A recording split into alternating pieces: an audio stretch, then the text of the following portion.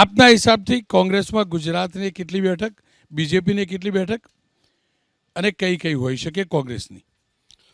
ગુજરાતની અંદર 2009નું પુનરાવર્તન થવાનું છે અને 10થી વધારે જે ગુજરાતની અંદર સીટો છે એની અંદર આશ્ચર્યજનક રીતે કોંગ્રેસ એ સીટ જીતવાની છે. અને અત્યારે એબીપી ન્યૂઝના માધ્યમથી અહીંયા હું તમને અહીંયા લખવાનું પણ કહું છું, તમે મોટે ભાગે અમને ચિઠ્ઠીઓ લખાવતા હોય છો. કર્ણાટકા વખતે મેં જેટલી સીટ કીધી હતી એટલી જ સીટ આવી હતી. એમ અત્યારે હું કહું છું કે પહેલી સીટ જીતશે એ અમિત ચાવડાની હશે. કોંગ્રેસના કહેવા પ્રમાણે 10 બેઠક. આપના હિસાબથી 26 તો તમે રાખીને 25 કરી દીધી, એક બેઠક અંચાઈ કરીને. કેટલી 26માંથી કેટલી? 26માંથી 26 જેમ હેમાંગભાઈએ કીધું લખી લો, એમ હું પણ કહું છું કે લખી લો. એક તો બિનહરીફ થઈ છે એટલે બાકીની 25 એ 25 ભારતીય જનતા પાર્ટી જીતશે અને એ પણ સારા મતોથી જીતશે.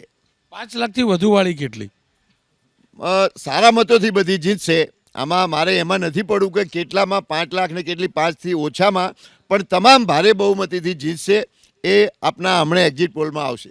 અમિતભાઈની બેઠક વધુ લીડથી કે CR પાટીલની? અમિતભાઈ એટલે અમિતભાઈ શાહ. હું કોઈના આંકડામાં પડવા માંગતો નથી, પણ બંને આ દેશમાં ઇતિહાસ સર્જશે. ડૉક્ટર સાહેબ, આપના હિસાબથી 26માંથી કેટલી બીજેપી ને કેટલી કોંગ્રેસની?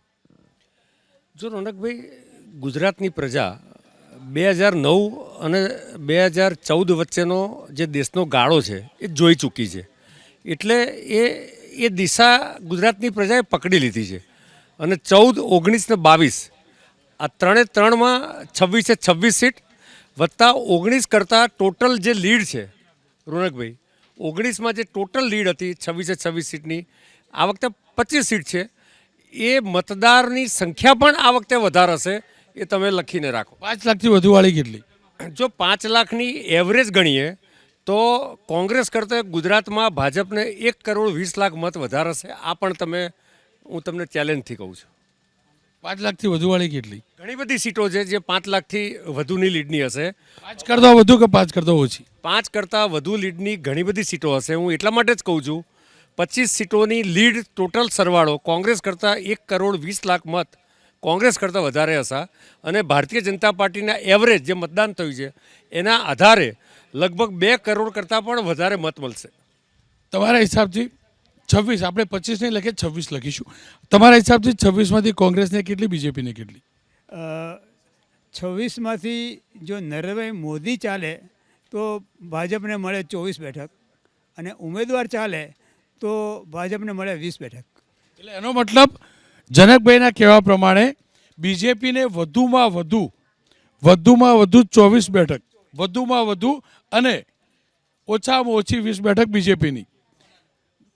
જનકભાઈ એક મોટા સમાચાર કહ્યા છે અને કદાચ પહેલી વાર કોઈ ટેલિવિઝન ઉપર કહી રહ્યું હશે. જનકભાઈ પુરોહિતના કહેવા પ્રમાણે ગુજરાતમાં બીજેપીને વધુમાં વધુ 24 બેઠક અને 24માં પણ એક બેઠક જે પહેલેથી જ બિનહરીફ જીત્યા છે એની સાથે જનકભાઈ. અને કઈ 2 બેઠક નરેન્દ્રભાઈ ચાલે તો પણ ભાજપને ના જ મળે?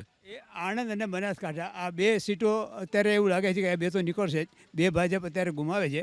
પણ જો ઉમેદવારો ચાલે તો પછી એમાં અમરેલી, જુનાગઢ છે, સુરેન્દ્રનગર છે, જામનગર છે પણ નીકળી જાય. આપના હિસાબથી બેન 26માંથી કેટલી? આ વખતે પણ હેટ્રિક જ થશે. 26માંથી 26 આવશે. 3-4 સીટો એવી છે કે જ્યાં આગળ વોટિંગનું વિનિંગ માર્જિન ઘટે ભાજપ માટે, એવું બની શકે છે. પરંતુ વિક્ટરી ઇઝ રિપીટિંગ અગેન અને હેટ્રિક સાથે. 5 લાખથી વધુ વાળી કેટલી હોય? 5 લાખથી વધુવાળી જે પોપ્યુલર ફેસીસ છે, આપણે નસીબદાર છીએ કે ગૃહમંત્રી પણ અહીંયાથી લડી રહ્યા છે. એટલે 100% એમની સીટ તો 5 લાખથી ઉપરથી મળશે જ. એ સિવાય અમુક એવી સીટ્સ છે કે જ્યાં નબળા ઓપોઝિશન લીડર્સ હોય એ જગ્યાએથી CR પાટીલ બી જીતી શકે 5 લાખથી વધારેથી. એટલે આવા અમુક 5-7 લોકો છે જે 5 લાખથી વધારેની લીડથી જીતી શકે. બાકી 20 સીટ્સ એવી હશે જે નીચે જીતાશે. જનકભાઈ 5 લાખથી વધુ વાળી કેટલી? 3 થી 4 સીટો નીકળે.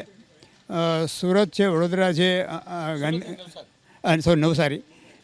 નવસારી, ગાંધીનગર, વડોદરા અને કદાચ નીકળે તો અમદાવાદની એકાદી સીટ બીજી પણ 4-5 લાખ ઉપર નીકળી જાય. બેન, આપના હિસાબથી 26માંથી કેટલી બીજેપીને ને કઈ? લગભગ રોનકભાઈ એવું લાગે છે કે આ વખતે 2 થી 3 જેટલી સીટો પર ક્યાંક ને ક્યાંક બીજેપીને ફટકો પડી શકે એમ છે. કેમ કે તમે જુઓ કે આખો હિસ્ટ્રી રહ્યો છે અસંતોષ જૂથોનો. એટલે ખાસ કરીને સાબરકાંઠામાં પણ તમે જુઓ કે છેક સુધી કહી શકાય કે અસંતોષ જૂથ હતું અને એ લોકોએ દેખાવો પણ કર્યા હતા, પરંતુ ક્યાંક ને ક્યાંક ડેમેજ કંટ્રોલ કરવામાં આવતો હોય છે. બીજું આણંદની સીટ હોય છે, ક્યાંક ને ક્યાંક આમ જોવા જઈએ તો 6-7 સીટો એવી છે કે જ્યાં ક્યાંક ને ક્યાંક કહી શકાય કે અસંતોષ છે. અને ક્યાંક એવી સ્થિતિ પણ છે કે જેમ કોંગ્રેસમાં કોંગ્રેસને જરાવે એમ ભાજપમાં પણ ભાજપને જરાવવા માટે કેટલાક ઉમેદવારો કહી શકાય કે તૈયાર હોય છે અને અથવા તો સ્ટ્રેટેજી એ પ્રમાણે ઘડાતી હોય છે. પરંતુ આ વખતની જે સિચ્યુએશન છે એ જોતાં એવું લાગે છે કે 2 થી 3 સીટો છે એમાં ક્યાંક ને ક્યાંક 100% નુકસાન થવાની ભીતિ છે. પરંતુ હવે મોદીજી કે જેને લોકો સરપ્રાઇઝિંગ કહી શકાય કે એક નેતા પણ ગણે છે. અને છેલ્લે તમે જુઓ કે જે ક્ષત્રિય આંદોલન ચાલતું હતું ત્યારે એવી પણ ધારણા હતી કે ભાઈ ચલો મોદીજી આવશે એટલે બધું સમૂહસૂત્રું કરી નાખશે. છેલ્લે આવ્યા પરંતુ જો કે કંઈ બોલ્યા નથી, એમણે કોઈ નિવેદન આપ્યું નથી કે એના ક્ષત્રિયોનો કહી શકાય કે સહકાર આપ્યો છે ક્ષત્રિયાણોને ખાસ કરીને. પરંતુ એક મેસેજ તો ક્યાંક ને ક્યાંક ખોટો ગયો પણ છે. પરંતુ ક્ષત્રિયોની વસ્તી જે છે એ 15-20% વધારે નથી, એટલી અસર ના પડે. પરંતુ બીજી વસ્તુ એ છે કે જે અસંતોષી જૂથો છે જે ટિકિટોની વહેંચણીમાં કહી શકાય કે એ બધી વસ્તુની ક્યાંક ને ક્યાંક અસર આવવાની હોય એવી પૂરી શક્યતા જણાય છે. એટલે ગુજરાતમાં બીજેપી વધુમાં વધુ 24, 23 બી આવે ને 24 બી આવે, પણ 2 થી 3 સીટોનો કહી શકાય કે ક્યાંક ને ક્યાંક નુકસાન થવાની સંભાવના કહેવાય છે. મેં જે કહ્યું કે અમિત શાહ અને મોદીજી એક જાદુગર જેવા છે કે કંઈ પણ કરી શકે છે જાદુ. એમની જે સ્ટ્રેટેજી છે એ પ્રમાણે આપણે જે ધારીએ એના કરતાં પણ કંઈક આગળ હોય છે. એટલા માટે ક્યાંક આપણા અંદાજ ખોટા પણ પડે, પરંતુ જે સ્થિતિ છે એ પ્રમાણે એવું લાગે છે કે 2 થી 3 સીટોનું ક્યાંક નુકસાન થઈ શકે છે. 26માંથી કેટલી બીજેપીને ગુજરાતમાં? 26માંથી 26 આવશે. એનું મુખ્ય કારણ એ કહીશ કે જે વોટિંગ પેટર્ન જે છે 2019માં જોઈએ તો એ 54.51% હતું અને જે 2024માં આપણે 59% જેટલું, એટલે 5% જે છે 5%ની સામે જે જોઈએ કે 26 બેઠક ઉપર જે માર્જિન હતું એ 1 લાખ કરતાં દરેકમાં વધારે હતું. અને મુખ્યત્વે 2 સીટો ઉપર તો એ 5 લાખ કરતાં પણ વધારે, 3 સીટો પર.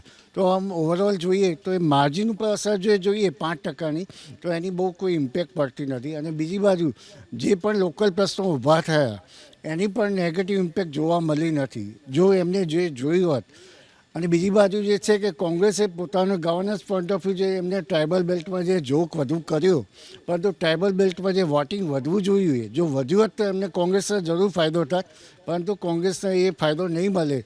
અને એનું એ જે છે ઇક્વેશન એ બીજેપીને એનો લાભ મળશે. એટલે હું માનું છું ચોક્કસ કે 26 બેઠકો જે છે બીજેપીને જ મળશે. અને માર્જિન જે છે એ મુખ્યત્વે નવસારીની સીટ ઉપર મેક્સિમમ રહેશે એવું સ્પષ્ટપણે માનું છું. આપના હિસાબથી 26માંથી કેટલી? હું પણ 26માંથી 26 જ માનું છું, કારણ કે સરસાઈ ચોક્કસ ઘટશે, પરંતુ જે માહોલ બન્યો તો આમ છતાં પણ આપણે ત્યાં કેવું છે કે માહોલ ગમે તેટલો બને, કોંગ્રેસ તરફી બને, પરંતુ જ્યારે મતદાર જ્યારે ઈવીએમ પાસે જાય છે ને ત્યારે પાછું ભાજપમાં એનું દબાઈને આવતો રહે છે, એવો એક માહોલ આપણે જોવા મળ્યો છે. એટલા માટે 26માંથી 26 બેઠકો અને લગભગ સૌથી વધારે જો સરસાઈ હોય તો 5 લાખથી ઉપર એવી લગભગ 4-5 બેઠકો ગણી શકાય. અને ગાંધીનગરમાં સૌથી વધારે લીડ મળશે એવું મને લાગી રહ્યું છે. ગાંધીનગર બેઠક દક્ષિણ ગુજરાતને પાછળ મૂકશું. અત્યારે માહોલ એવો છે, અત્યારે ઉત્તર ગુજરાત આગળ નીકળી જશે એવું ચોક્કસ માનવું છે.